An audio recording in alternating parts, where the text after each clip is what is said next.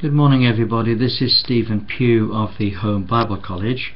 It's November the 9th and we're looking at Hebrews chapter 11, the famous chapter of the heroes of faith of Old Testament times.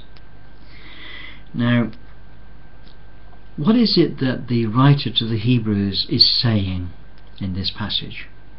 Well, he talks about all of the Old Testament heroes of faith. He begins with Abel. He says, Abel offered unto God a more excellent sacrifice than Cain, by which he obtained witness that he was righteous. So he's talking about the righteousness that the Old Testament saints receive from the Lord. It's an imputed righteousness which comes as a result of their faith in God and in His promises. It's an imputed righteousness.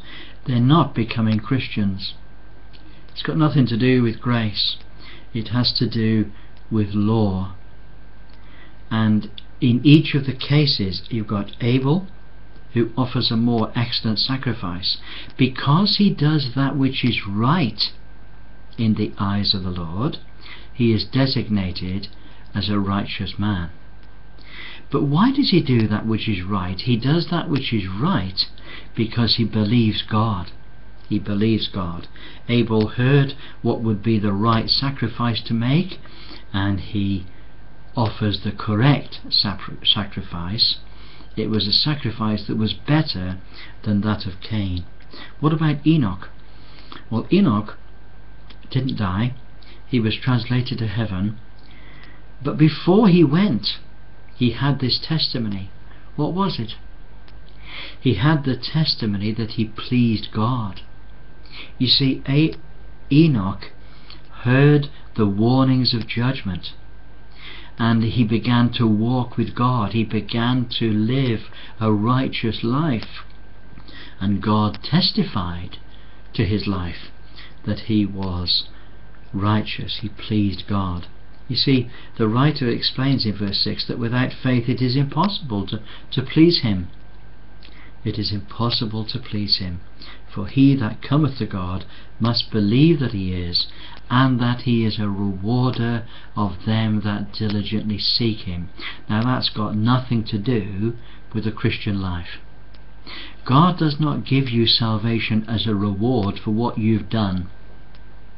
He gives you salvation as a gift because of what somebody else has done.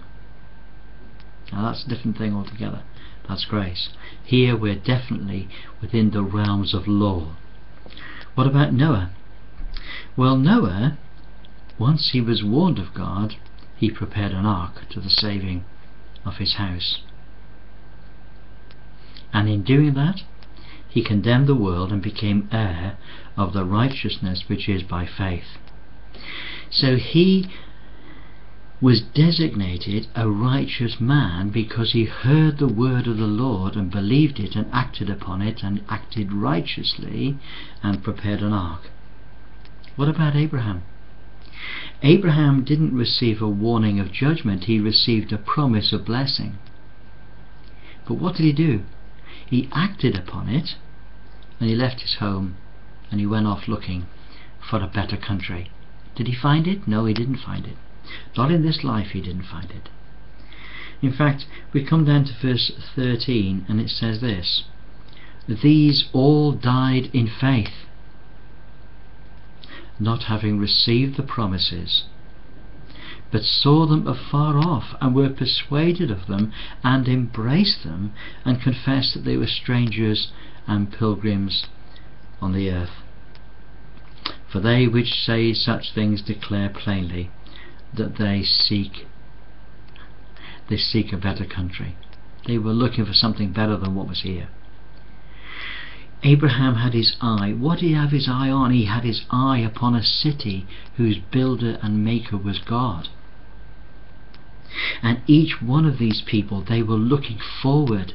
They had their eye upon the Messianic kingdom. They may not have called it that in those days. They had their eye upon the millennial reign because they may not have known that it was going to last for 1,000 years in those days. But they had their eye upon a better country, and all their life they had the promises of God which they believed. God credited them as being righteous because they believed. And not only that, but they lived righteously before God, and that was counted as righteousness under the law. So is this about being a Christian? No, it isn't really about being a Christian. There's nothing about the cross in this passage. There's nothing about the resurrection. There's nothing about becoming a Christian. This is the faith of the Old Testament saints, which went from hearing the word of God and believing it to being designated as a righteous person, and that in part was manifested by the fact that they did what was right in the eyes of the Lord. There we are. There's something to think about, and I look forward to speaking to you again tomorrow, where we will look at the rest of Hebrews chapter 11. God bless you. Bye for now.